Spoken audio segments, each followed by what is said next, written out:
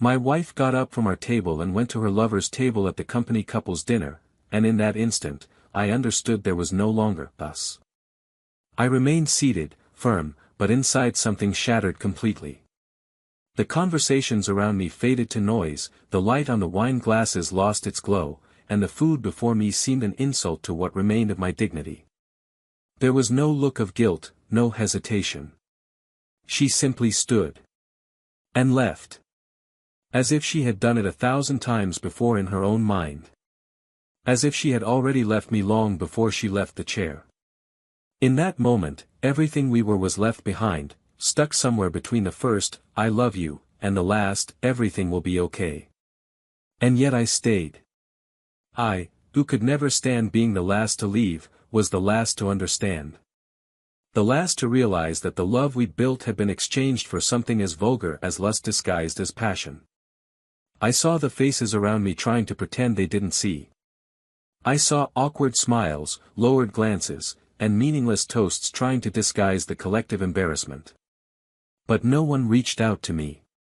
No one stood up with me. Because everyone already knew. She tried to explain later. She used calculated, rehearsed, worn-out words. She said she was confused. That I didn't want to get hurt. That I hadn't expected it to happen. And I wondered if she was referring to the cheating or the public scene. Because she'd already been cheating. I just didn't want to be caught. And it wasn't for me. It was for her. Because the shame wasn't from the mistake, it was from the exposure. That night, when I left more than dinner. I left the man who believed love was enough. I left the husband who wrote notes and saved movie tickets. I left the partner who held her hand in silence, even when the world seemed to be falling apart. I left the part of me that begged to be loved by someone who had already chosen to leave. For weeks, I woke with the metallic taste of pain in my throat. Her absence was almost physical. Like a deep cut that burned more at the edges than at the center. But it was the absence of me and her that hurt the most. The realization that she stopped loving me long before she betrayed me. That the betrayal was just the end result of an equation I refused to solve. It wasn't an impulsive mistake. It was a sequence of small decisions, all against me. Every hidden message, every secret meeting, every subtle lie pushing our love toward the abyss. And I was there, waiting for her to reach out. To say, "Forgive me, I still want to try." But what I received was silence. Silence and empty excuses. And, worst of all, a plea for understanding. "You never really listened to me," she once said, as if my absence justified the presence of another. As if my love had failed to keep her captive. As if it were my fault for not being another man. Her lover. He disappeared. When she finally found herself alone, he evaporated. As cowards always do when they realize there's nothing left to take. He wanted her while she was forbidden. When she became free, she became common. And no one remains where there is no longer a challenge. She tried to find me later. She came with her eyes downcast, her hands restless, and a colorless, "I'm sorry." But forgiveness, when it comes too late, is just a dirty mirror trying to reflect what no longer exists. And, as sincere as it was, my forgiveness wasn't an invitation. It was a full stop. And she realized it. Perhaps for the first time, she truly felt the weight of the decision she'd made. What she didn't know was that, in my silence, I had already rediscovered something I no longer expected to have. Love. A love that doesn't shout. That doesn't demand anything. That doesn't need to prove anything. A love that simply stays. That looks into my eyes and understands everything without saying a word. Someone who chooses me every day. Who finds me whole where the other left me in pieces. And it was on one of those days, after a long time, that she saw me from afar. We were walking in the park. I was with my new love. She was standing there, alone, with the eyes of someone who hadn't slept well for years. She looked at us and realized. She realized she'd lost. But what truly tore her apart wasn't seeing me with someone else. It was seeing me smile like she hadn't seen me in a long time. And it wasn't the wide, automatic smile of someone trying to show they've moved on. It was the light, spontaneous smile that escapes when the soul is at peace. She knew I wasn't hers anymore. And the hardest part, that she couldn't even try anymore. And in that instant, something in her broke. She didn't cry. She didn't scream. She didn't run after him. But her eyes screamed for everything she'd thrown away. For everything that could never be redeemed. Because she saw. She saw that I was still the same man. The same man who once loved her with all his strength. But now he was someone else's. Someone who arrived when I no longer expected it. Someone who healed me without patching me up. And who stayed when the easiest thing would have been to leave. For a long time, I wondered how the story would end. If she would regret it. If she would ask me for another chance. If she would try to win back what she had killed with her own hands. And the answer came silently, but brutally. When she found me, after everything, and asked, "Do you still think about us?" And I answered, looking her straight in the eye, "There is no us anymore. Only you and your choices remain. And me, with my peace." But the most curious thing wasn't the end. It was what happened in the middle. What I discovered in the silence. What she saw in the new woman's eyes. What was revealed to me when I least expected it, because there's something even she didn't know. Something that wasn't in the betrayals, nor in the regret. Something that forever changed everything we lived. And that part of the story, no one could have imagined. Welcome to the channel. Here, no form of betrayal is romanticized or condoned. The stories you'll hear are fictional, but they carry painful truths. Betrayal destroys bonds, breaks homes, and leaves deep scars on the souls of those who truly love. Our goal is clear, to show, through fiction, the real consequences of irreversible choices. Brace yourself. What follows is intense, emotional, and utterly shocking. Good story. Gabriel and Laura always seemed like one of those couples who make others believe in love. The kind of couple who weathers crises without fanfare, who knows how to communicate in silence, and who carries in their gaze the complicity of those who have built a life together with firm and consistent choices. They met when they were young, in their final year of college, when he was seeking professional stability and she dreamed of changing the world with words and affection. He was methodical, responsible, always down to earth. She was impulsive, passionate, full of spontaneous gestures and a laugh that cut through the room like a spark of light.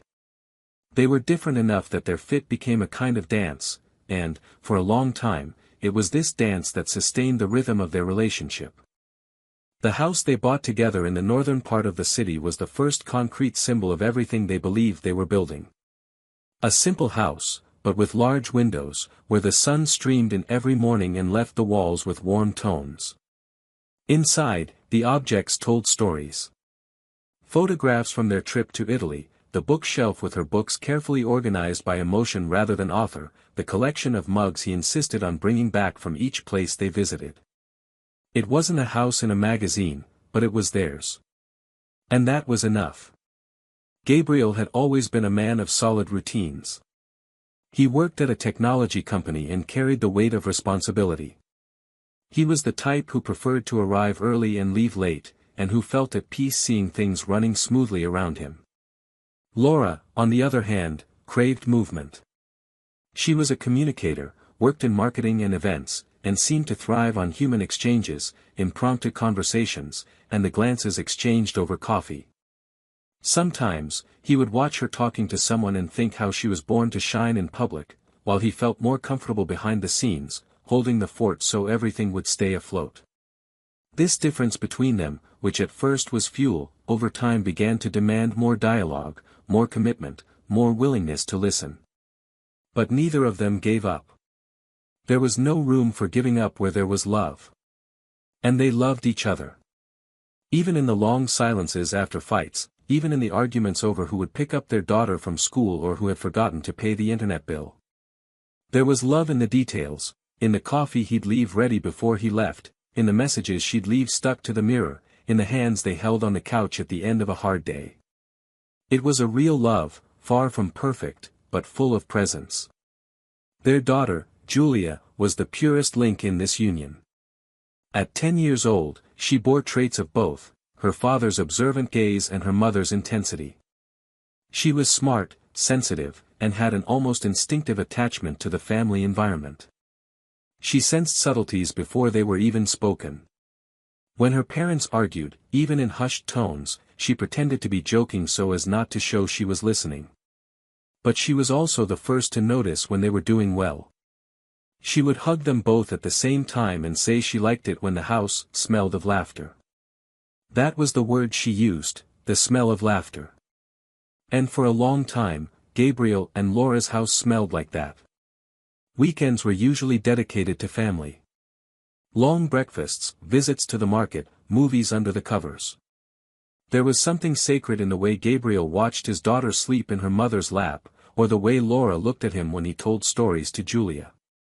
But there was also fatigue. Time, inevitably, takes the shine off certain repetitions. Gabriel started arriving home from work later, absorbed by new responsibilities. Laura, in turn, began to engage more in events and meetings, traveling more frequently, and engaging in projects that demanded more of her time and attention. Both were growing professionally, but in directions that no longer overlapped as much. The conversations, once long and engaging, became more objective. The kisses became quicker, the touches more spaced out. There was still affection, but he seemed to be passing through a kind of fog. Gabriel, with his reserved manner, said little. Laura, even though she missed certain things, avoided pressing. Each, in their own way, tried to preserve what had been built. Neither wanted to destroy what was beautiful. But beauty, sometimes, isn't enough to hold together a structure that's cracking from within. Mutual friends began to notice a certain distance. It wasn't fights or visible crises, but a lack of enthusiasm. Gabriel was always tired. Laura was always in a hurry. When they met, they still laughed, still held hands out of politeness or habit, but something was lost in their gaze. That initial flame that made them choose each other seemed to have turned into embers. Hot, but silent. And embers, when left untended, die. Julia, sensitive as she was, began asking questions. Do you still love each other like you used to? Gabriel would respond with a calm smile, saying yes, of course you do. Laura would change the subject, offer ice cream, put on a movie. But her daughter's question reverberated between them. Because, deep down, each was beginning to wonder if they loved the other just as much. And if they were still loved in the same way. Still, they tried. Gabriel started arriving home earlier on Fridays. Laura made a point of rearranging her schedule to spend more time at home. They watched movies together, had family dinners, even returned to the restaurant where they'd celebrated their first wedding anniversary. They tried to recreate the memory of what they were. And for a brief moment, they seemed to find something again. Laura looked at him like she hadn't in a long time. Gabriel held her hand for a longer time. But it's not always possible to rebuild what's already been eroded inside. The memory of love isn't always enough to make it resurface. The following months were a fluctuation of hopes and frustrations. Gabriel began to withdraw more, afraid to broach sensitive topics. Laura began to smile less, to stay silent for longer periods of time. She was no longer moved by the small acts of kindness that once made her smile. He was no longer excited by the plans that once brought them together. Everything became lukewarm. There were no more arguments. But there were also no more reconciliations. Until the company's couples dinner came along. An annual event, always elegant, marked by speeches, toasts, and exchanged glances. Laura was excited, carefully choosing her dress, and spending hours getting ready. Gabriel, as always, was more practical. He wore his favorite suit, complimented his wife, and said it would be a good evening. But something was different that night. The way she looked around. The way he seemed to be searching for something, or someone, with his eyes. Gabriel sensed it, but ignored it. He didn't want to imagine anything beyond what he'd always believed. She was beautiful, more confident than ever. She smiled easily and talked to everyone. He, as usual, remained more reserved. He preferred to observe. And it was there, that night, surrounded by people, lights, and full glasses, that their story truly began to change. But it still didn't feel like the end. It was just another night, another event. Gabriel believed it. Because there was still, somewhere, a silent hope that what they had could endure. Because, despite everything, there was still love. Or at least the memory of it. And what no one knew, not Gabriel, not Laura, was that this would be the first of many moments that would change everything forever. And, in the midst of it all, in the silence of choices and the absence of gestures, something invisible began to break. No shouting, no scandals. Just a subtle but definitive rupture. The line that separates what belongs from those who no longer feel they belong. And, from that moment on, nothing would be the same again. Gabriel began to notice nuances that had previously escaped him, small gestures from Laura that no longer fit what he knew as natural. The way she looked at her phone and smiled to herself, how she avoided leaving it on the table when they were together, or the way her mood oscillated between excessive euphoria and disconnected silence. He tried not to get lost in these details, wanted to believe it was just a phase, that they were in the process of reuniting, that loose ends could be tied up with effort and goodwill, but something bothered him on a more instinctive level, as if something beyond his reach were moving in the shadows. Laura, for her part, seemed more absent, though physically present. She participated in meals, laughed with Julia, made vacation plans with calculated excitement, but her gaze was always the same, lost elsewhere. Even though she tried to maintain a serene appearance, her body seemed to carry the weight of a constant doubt, as if torn between two lives. Gabriel began to avoid direct confrontations, as if fearing the answer he might already know. He watched her with more attentive eyes, but also with the painful care of someone afraid of destroying what still remains. Sometimes he would look at her sleeping and wonder if that was the same face he had loved so devotedly for so many years. It was. But something had broken. The smile, once light, now felt like a disguise. The touch, once spontaneous, felt like an obligation. The intimacy no longer held the same temperature. They still shared the same bed, but the distance between them was greater than any wall. It was Julia who first voiced something that cut deeper than any silent suspicion. One night, seeing her parents eating dinner in silence, she asked if they were okay. Laura, as usual, deflected. Gabriel hesitated. He didn't want to involve his daughter in a pain he didn't even fully understand, but that question reverberated. Were they okay? No.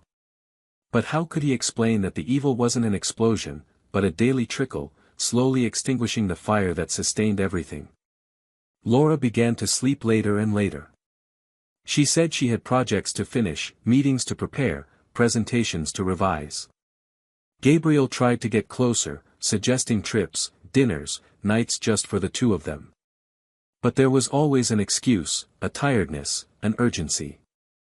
He understood, but he wouldn't accept it. And this began to sap his own energy. Sundays became uncomfortable days. Time, once so well spent with family, was now filled with side tasks. Laura shut herself away in the office. Gabriel immersed herself in series that didn't hold his attention. Julia, sensitive as ever, preferred to spend more time in her room or at her school friend's house. The house remained organized, the bills were paid, lunches were served, but what held the home together was no longer affection, it was just function. Their marriage was surviving on the surface but slowly dying beneath. Gabriel was no fool. He knew when love was being displaced. Even though Laura said she was just busy, that it was a phase, that things would soon get back on track, he could see in her eyes that there was something else going on. He remembered how it all began between them. The light laughter at their first meeting, the bold plans for the future, the way she looked at him when no one else was around. That woman wasn't the same. And not because time had passed, but because she no longer looked at him. There was no longer that spark, that urgency for closeness. There was only a mechanical coexistence, a soulless partnership. Even so, Gabriel persisted. Not because he couldn't see, but because he still loved. Because part of him refused to accept that everything they'd experienced could end like this, without a cry, without closure. He wanted to understand. He needed to understand. Laura started going out more. She said she needed to expand her contacts, that some projects required in-person meetings. Gabriel respected this, but felt a growing unease. It wasn't jealousy. It was instinct. It was the strange feeling that something was unfolding on the outside, and that he was the last to know. Still, he chose silence. He chose to observe, to follow from a distance, waiting for the truth to come to him, or for her to have the courage to tell him. She didn't. He found out. The company's couples dinner was supposed to be, in theory, a light evening, a social reunion, an opportunity to break the routine.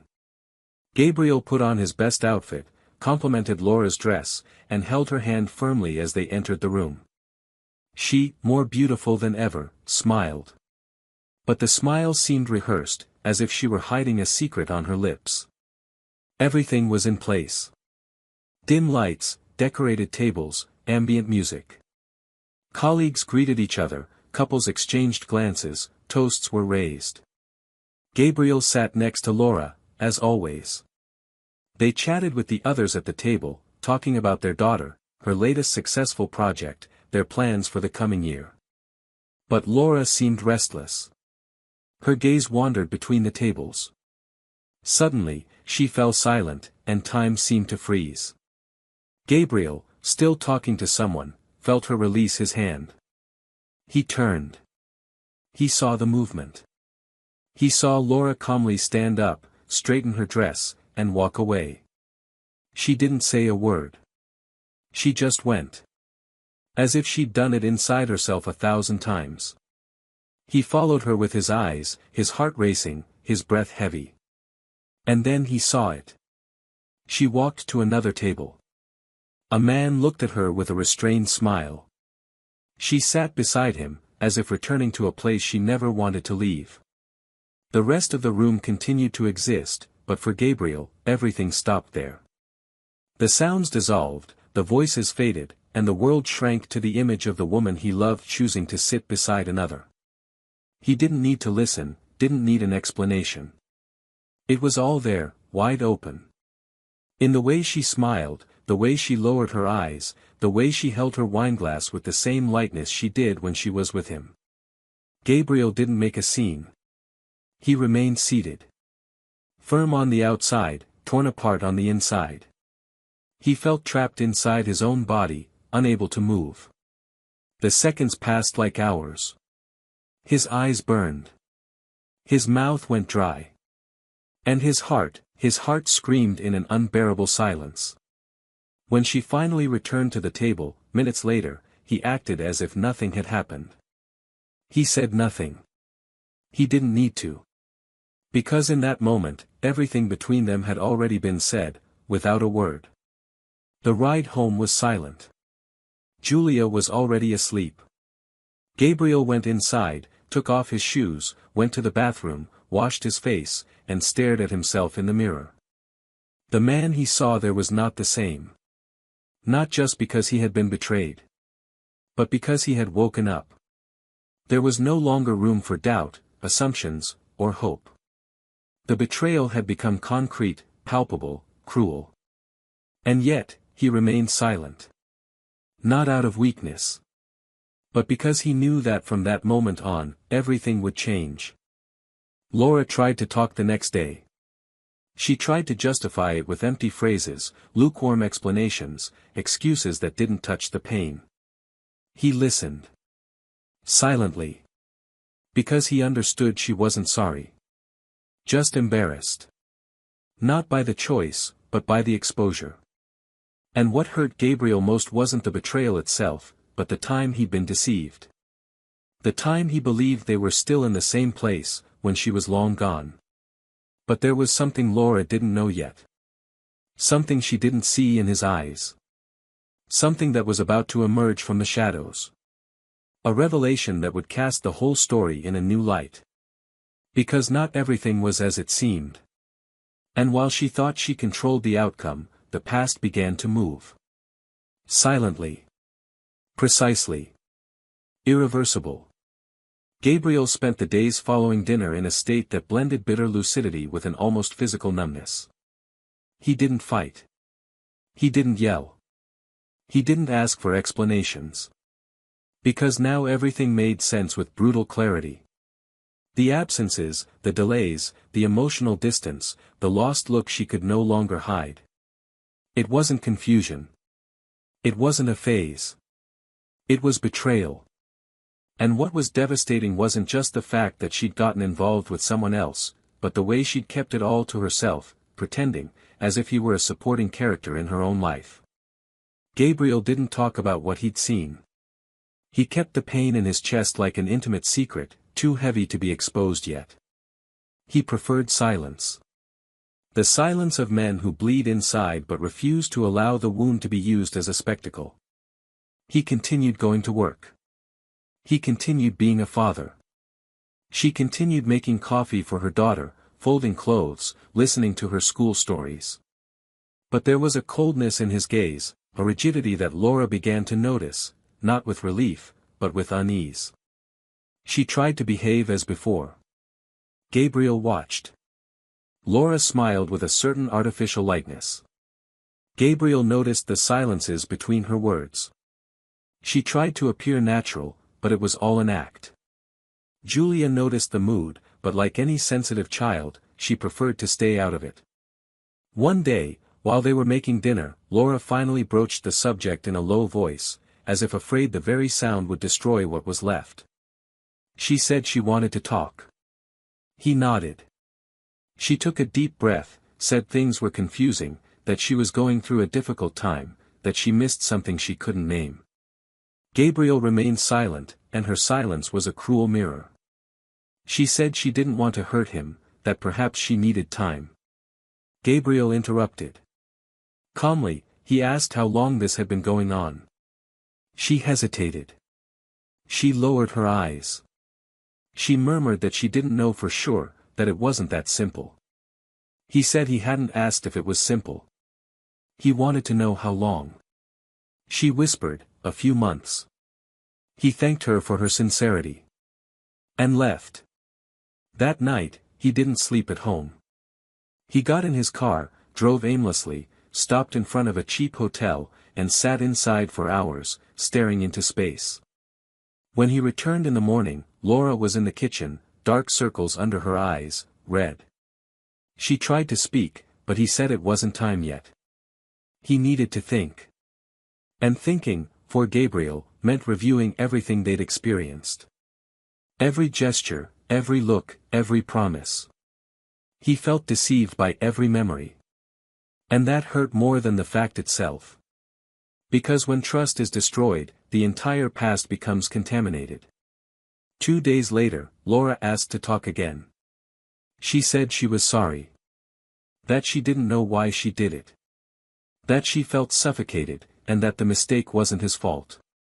She said she'd made a mistake, that she didn't want to destroy the family. Gabriel listened, but his eyes seemed to cross the room. Laura held his hand tightly, telling him she still loved him. And that was the moment when everything changed. Because he asked, in a firm, controlled voice, "Do you love him?" She took a long time to answer. She said it wasn't love. That it was an unresolved need. He repeated, "Do you love him?" And this time, she answered, unable to hold his gaze, "I thought so. But I didn't." Gabriel nodded. He said that was all he needed to know. And he left for his room. But as he went upstairs, something began to stir inside him, powerfully. The following week, he decided it was no longer possible to pretend normalcy. He asked for time. He said he needed to breathe, to think away. He took Julia to spend a weekend with his parents. He wanted distance. He wanted clarity. But when he got there, he encountered something unexpected. At his parents' house, he found an old box, mistakenly left in a corner of the office. Opening it, he found letters, photos, notes from years ago. And at the bottom of the box was something he hadn't seen in a long time, an old diary of Laura's, the kind she wrote before her marriage. Gabriel knew he shouldn't read it. But curiosity, his desperation to understand, led him to flip through the pages. And what he found there was devastating. Amidst the texts and reflections, there was one specific entry, dated shortly before the wedding. It was a confession. Laura wrote that she was torn between two men. She said one represented stability, true love, respect. The other represented desire, escape, adrenaline. She confessed that she had cheated on Gabriel before they were even married, on a trip he couldn't accompany because of work. And that, upon returning, she decided to pretend nothing had happened. "I got married feeling guilty," one passage read. "But I thought time would kill the doubt. It didn't. I just let it sleep inside me." Gabriel felt the ground disappear beneath his feet. His hands trembled. His heart seemed to be beating in the wrong places. That betrayal wasn't an isolated incident. It wasn't a mishap. It was a pattern. A cycle hidden beneath layers of disguise. He'd always been betrayed. He just didn't know it. He returned home in silence. He found Laura on the sofa, her eyes tired and her voice low.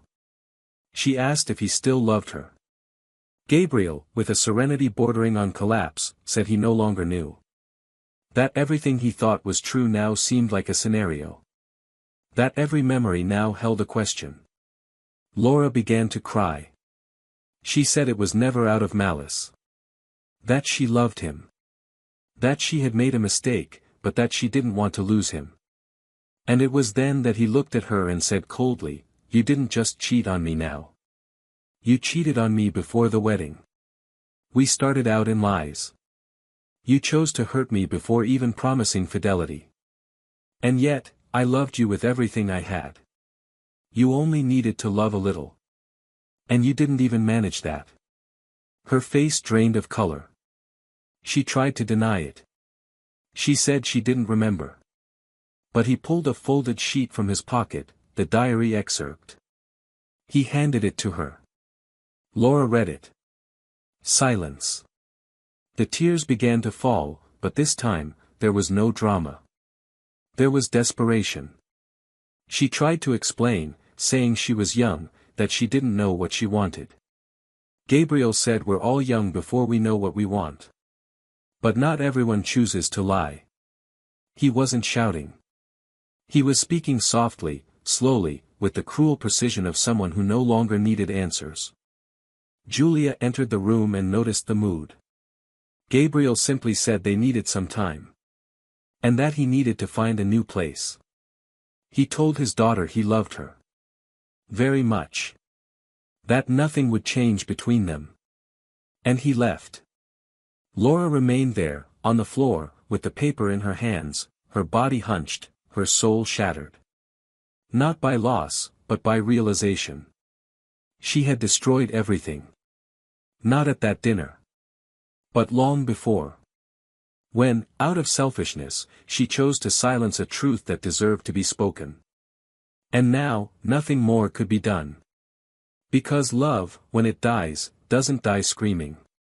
It dies in the silence of those who never return. Gabriel left the house that night as if walking through a fire from within. He carried no suitcases, just a small backpack, enough to support the decision that, at that moment, needed no words. He didn't say goodbye to Laura, nor did she try to stop him.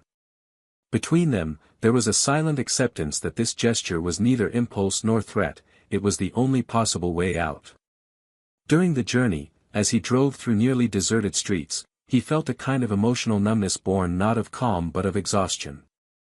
A feeling of having been ripped from his own story, as if he had finally awakened from a long dream, where love and illusion walked hand in hand.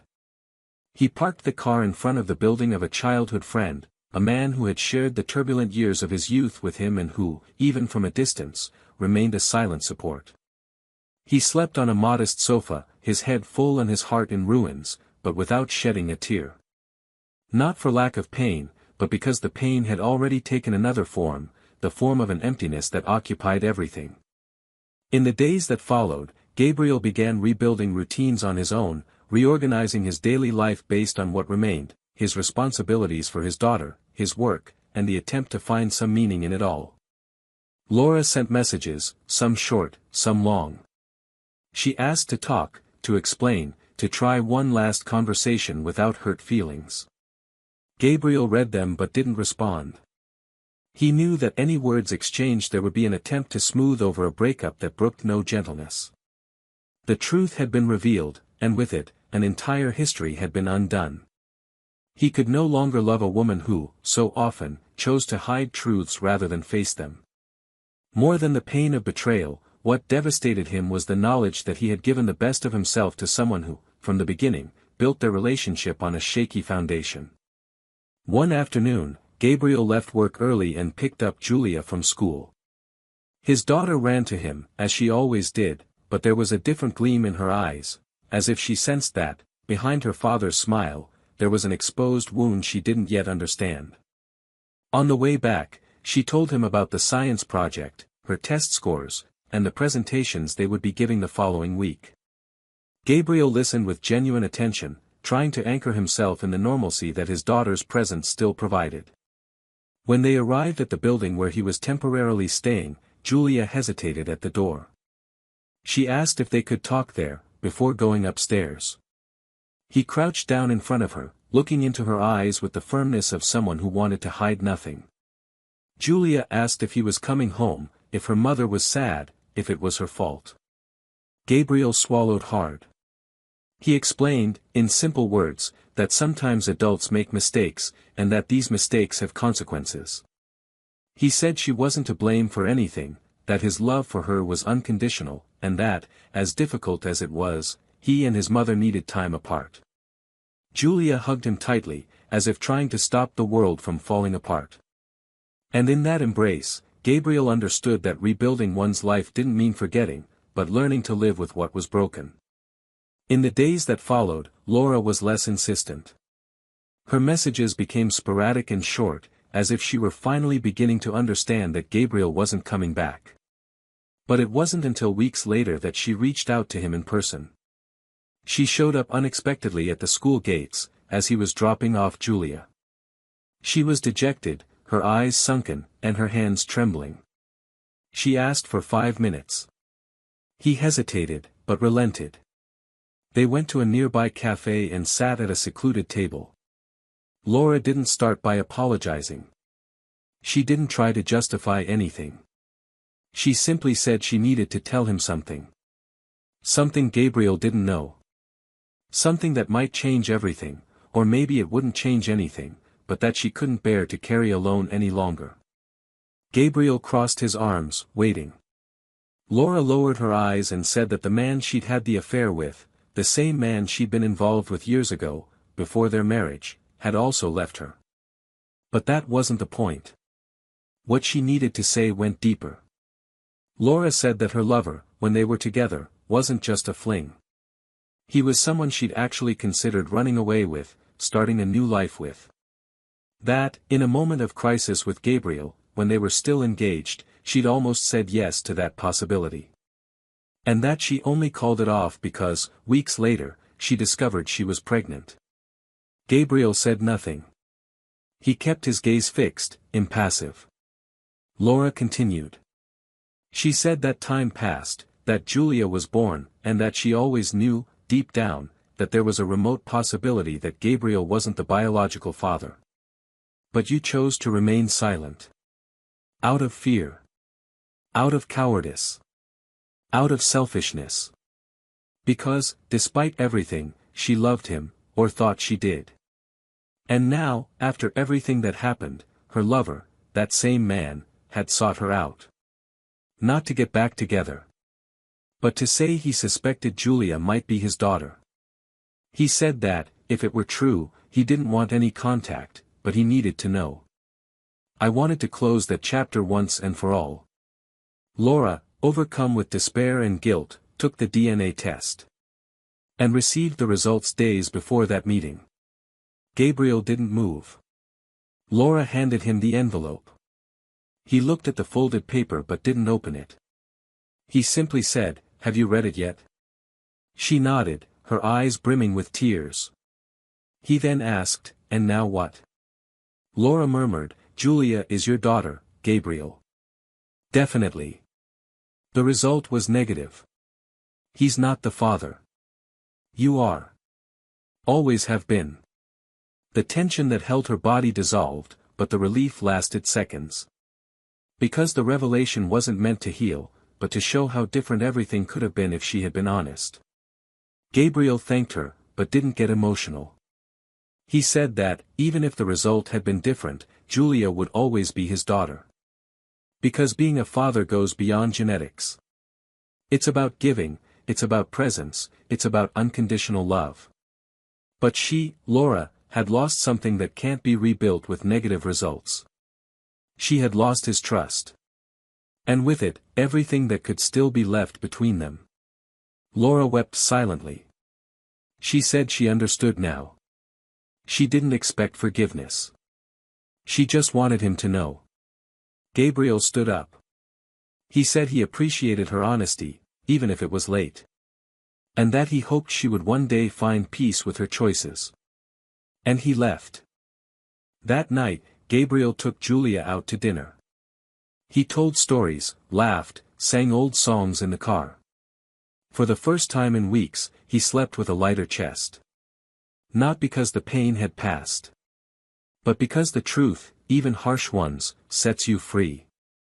And now, he was, indeed, free. Free to rebuild.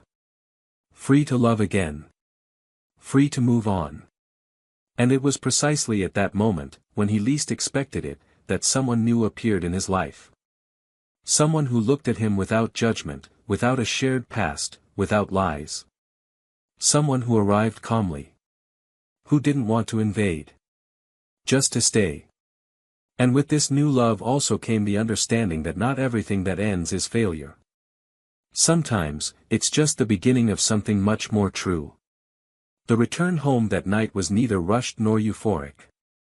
Gabriel walked slowly down the sidewalk while Julia walked beside him, talking about the drawing she would make for Father's Day and trying to decide whether the background should be blue or green. It was impossible to look at that girl and not feel a whirlwind of emotions. There was pride, tenderness, and also a contained pain knowing she would now live between two homes. But above all, there was love, a calm and solid love, one that didn't depend on any biological truth to exist. Gabriel looked at her and thought about how adults' choices can shape the way children see the world. He couldn't prevent Julia from noticing the ruptures around her, but he could guarantee that with him, she would always have solid ground. There would be no more lies, no more suffocating silences. Just presence. Presence and honesty.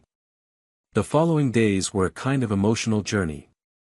Gabriel didn't want to harbor resentment, but neither did he intend to numb himself to premature peace talks. The pain needed to be felt. The disappointment required space. And he allowed himself that time.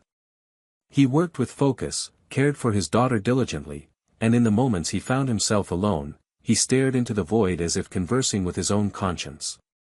The memory of everything he'd experienced with Laura no longer came with anger, but with a kind of raw melancholy, pointing to everything that could have been if her decisions had been different. There was a moral dilemma that haunted him, something that seemed to live between forgiveness and forgetting. Was it possible to forgive someone who lied to you for so many years? Was it possible to love again, truly, after giving so much of yourself and still being betrayed so deeply? Laura didn't look for Gabriel again. After that conversation at the cafe, she understood what his silence meant. And instead of insisting, she respected it. She returned to her routine, trying to rebuild some dignity from the broken pieces. Her lover, who for so long had been an escape, disappeared from the equation as quickly as he had entered. She was alone now. Alone not just romantically, but emotionally. She felt the impact of Gabriel's absence slowly but brutally. She missed the companion with whom she could share the day's small victories, the constant figure who represented security even in the most unstable moments. And with this absence came the real weight of the choice she had made. She realized it wasn't the public scandal that hurt her. It was the emptiness. The echo of the words that could no longer be said. The spaces in the house that, even with her daughter's presence, seemed colder, more distant. And although she tried to maintain a normal appearance in front of Julia, the girl understood everything. Children don't need to hear to know. They feel. Gabriel, for his part, began to reorganize his life with new contours. He avoided places he frequented with Laura. He changed the paths he once took out of habit. And it was in this movement, a slow rebuilding, that he met Isabella. A discreet woman, with slow speech and calm gestures. There was no attempt at explicit seduction, no effort to attract attention. She was simply a presence. A light but constant presence. They worked in close quarters and began exchanging quick conversations in the elevator, then at the cafe, until, without realizing it, they were having lunch together once a week. Gabriel found his own desire to be close to her strange. At first, he felt guilty. Not for Laura, but for himself. As if being well was a way of betraying the pain he felt. As if it were too soon to smile again. But little by little, he understood that there was no need to punish himself for the pain of others. And that there was no time limit for rebuilding. Isabella didn't ask invasive questions, nor did she judge his silences. She was there. She just was. And that was exactly what won him over. One night, after dropping Julia off at her mother's house, Gabriel was walking through the neighborhood, trying to clear his head. As he turned a corner, he saw Laura sitting alone on a park bench. She saw him too. For a moment, they looked at each other, unhurried. He considered moving on, but something made him stop. He walked over to her and sat down. Laura watched him with teary eyes, but said nothing. The silence between them was thick. Then she said she hadn't expected to see him there, but that she was grateful he'd stopped. Gabriel replied that life has such ironies. Laura took a deep breath and asked how he was. He said he was trying to move on. She nodded with a painful half-smile and said she knew she'd lost. That she knew nothing she said would erase what she'd done. And that now, looking from the outside, she realized how whole Gabriel had been while she was half. Gabriel remained silent. Laura then asked, in an almost childlike voice, if there was any chance, some place in the future, where they could meet again. Gabriel looked ahead, at the streetlights, and said honestly that he couldn't promise anything. That perhaps, in another life, in another time, when the past was no longer so present, he would. But that at that moment, he was already on a new path. When they said goodbye, Laura sat there, watching him walk away. And for the first time, he felt this was final. That the man she had chosen to betray was also the man who, with dignity, chose not to harbor hatred. And that destroyed her more than any scream. Because Gabriel no longer needed to prove he loved her. And he no longer needed her to be happy. A few weeks later, Julia gave a presentation at school about inspirational figures. Each child was asked to choose someone in their family to honor. Gabriel was invited, but he didn't know what to expect. He sat among the other parents, discreet, as he always was. When Julia took the stage, holding a poster with photos and quotes, everyone held their breath. She began by saying she chose to talk about her example of love, her father. She told how he was always there, how he knew how to listen without interrupting, how he made pancakes on Sundays, how he made her laugh even on sad days. She said the love he gave was silent but strong. That her father taught her that even when things break, we can choose to fix them, or start over. And that the most beautiful thing of all was that he chose to love every day. Gabriel couldn't hold back the tears. Not out of pride, but because he realized that, even unintentionally, he had conveyed the right message. That her daughter saw him for who he was, even without understanding everything he had experienced. Laura was there at the exit. She had been invited by Julia as well. The three met in the hallway. Julia hugged them both at the same time and said she wanted to take a picture with them both. They smiled. And for the first time in a long time, they truly smiled. The photo was taken. A simple record. But one that carried a complexity of feelings that perhaps only they knew. Then Gabriel said goodbye. Laura watched as he got into the car. And in that moment, she understood that some stories end without anyone winning. But that what defined the future wasn't the end itself, it was what happened after it. And Gabriel, now, was ready to write a new beginning. Gabriel began to see life differently after his daughter's performance. That afternoon at school wasn't just a childish gesture of affection, it was a silent turning point, as if something inside him had realigned without him realizing it.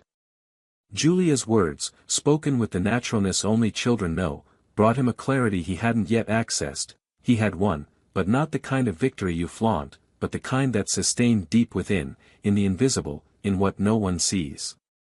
The victory of not having become what they tried to make him. The victory of having remained whole, even after his fall. Of having protected his daughter's love. Of not having let pain turn him into a bitter man. It wasn't little. It was everything. The routine settled in over time. Julia's visit stabilized, and the new family dynamic required fewer explanations. Gabriel and Laura no longer needed to see each other often, but when they did, it was cordial, respectful, and imbued with a silence that said more than any sentence. He knew she still loved him, but it was a love that no longer found an answer. The kind of feeling that thrives on guilt, regret, and the memory of what was wasted. It was impossible to water that plant anymore. The roots were rotten, and the soil was too dry. Laura continued trying to find some peace, but there were days when regret prevented her from even getting out of bed. Sometimes she considered writing a letter to Gabriel, with no intention of replying, just to empty her soul. But she always gave up. He knew there was no more space. On the other side, Gabriel followed with firmer steps. Isabella was becoming an organic part of his life. There was no rush, no hasty promises, but a connection that grew steadily. She got to know Julia gradually, without forcing, without taking up space that wasn't hers. She won her over with the details, with the bedtime stories she asked for, the cookies she brought for park walks, her patience with her curious questions. Gabriel observed everything with a certain silent astonishment, as if he hadn't expected to encounter, so soon, such a gentle presence after what he'd experienced. He was different too. More mature, more selective, less reactive. He had learned to guard his heart without locking it away, to filter the words he received without closing himself off to the world. One Saturday, during a cloudy afternoon, Isabella and Gabriel were talking on the balcony of his small apartment. She was drinking tea and leafing through a book, while he silently watched the street. Isabella then looked at him gently and said she wanted to understand how far she could go with him. That she knew he was going through a difficult process and didn't want to be a crutch, much less a replacement. But that she was there. Truly. Gabriel closed his eyes for a second and calmly replied that she had already entered. That perhaps he was still building a bridge between what he had experienced and what he wanted to experience, but that if she were patient, he promised honesty. Isabella smiled with her eyes. It was all she needed to hear. No rush. Just the truth. As the months passed, Laura watched from afar the blossoming of something she knew deep down she could never offer Gabriel. A kind of love born of balance, listening, and maturity. And as much as it hurt, I also understood that he deserved it. Much more than she did. She began therapy. I wanted to understand why she had sabotaged her own happiness so much. She discovered things she didn't want to see, deep insecurities, emotional dependence, a constant need to be desired to feel alive. Gabriel had been the purest love she had ever known, but she couldn't handle the calm, the constancy, the silence of someone who loves deeply. She confused love with adrenaline, constancy with monotony. And she paid the price for it. Julia, unaware of the full extent of what was happening, grew up between two worlds. But she was a loved, secure child, and that made a difference. Over time, she began to refer to Isabella with affection and spontaneity. Laura felt a tightness in her chest when she heard her daughter talk about her father's new girlfriend so naturally, but she never showed it. He preferred to protect his daughter from his own conflicts. Gabriel, in turn, made sure Julia knew that love is never scarce. That there are many ways to love, and that everyone there had a place. One Sunday, Gabriel received an unexpected invitation. Julia's school was hosting an activity in which parents would be invited to give a brief talk about what it means to rebuild. It was a special class for a new subject focused on emotional intelligence. Julia, without hesitation, chose her father to speak. Gabriel was silent for a few seconds when he heard the request. It wasn't out of fear of public speaking. It was because of the symbolic weight of the topic, rebuilding. He considered refusing, citing commitments, but he looked his daughter in the eye and said yes. He would go. On the afternoon of the event, she dressed simply. She picked up the paper where she had jotted down some ideas, but decided not to take it with her. When she walked onto the school's small stage, she saw Laura sitting at the back of the room, next to other mothers. Isabella didn't go. She thought it best to give him space, and he understood. Gabriel began by saying that rebuilding isn't about fixing what's broken. It's about accepting that some things can't be put back together. That cracks remain, but that doesn't mean weakness. It takes courage to acknowledge one's own ruins. And even more courage to choose to build something new. He said that for a long time, he believed love was enough. But today he understood that love must go hand in hand with respect, truth, and commitment. He wasn't there to expose anything, but to show that pain can be transformed into something fruitful. That it's possible to rise from the depths without losing tenderness. And that sometimes, true love is born after loss. As he got out, Julia ran to hug him. Laura's eyes were teary. She didn't approach, but looked at him with a serene sadness, as if she had finally understood that the time for return had passed. That night, Gabriel wrote in his personal notebook, "Today, I closed a part of my story not with a period, but with a comma. Because now, finally, I can move on to what comes next." And what came next was already knocking on the door. He and Isabella decided to move in together. Without fanfare, without celebration. Just with the calm certainty that it was time to allow themselves to live another story. Not to forget the previous one, but to write one with more light. And Laura, in turn, decided to leave the old house. She moved to a smaller apartment, where every room no longer screamed Gabriel's name.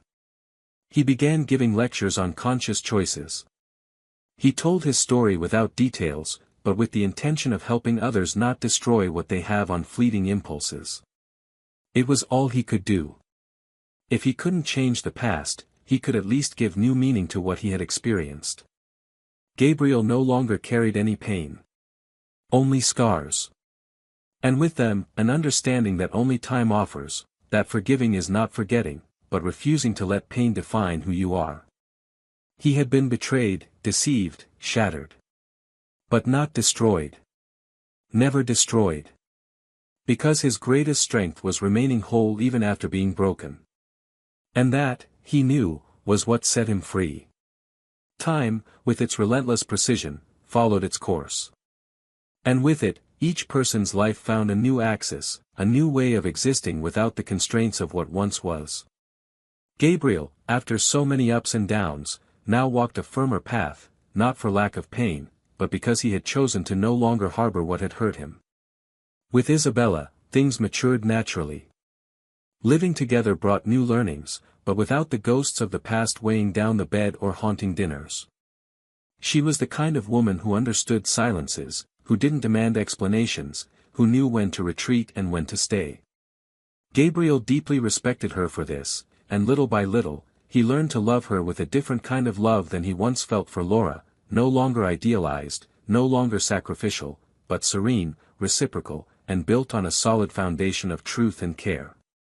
When they decided to make their union official, there were no grand parties. Just a simple, intimate ceremony, with few people and a wealth of meaning.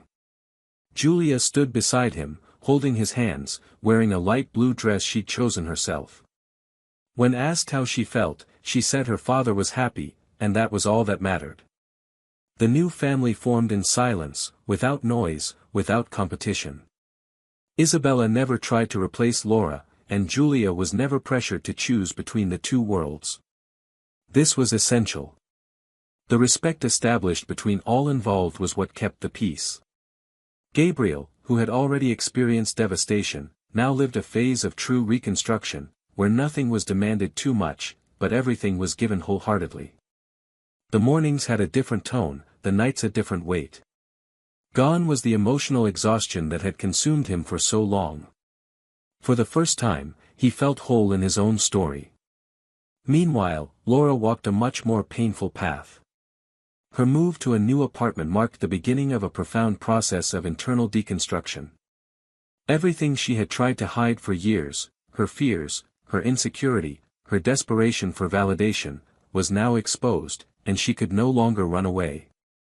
The therapeutic process helped name the wounds, but it didn't spare her the suffering. Laura finally understood that the love Gabriel had offered her all those years was rare, perhaps unique.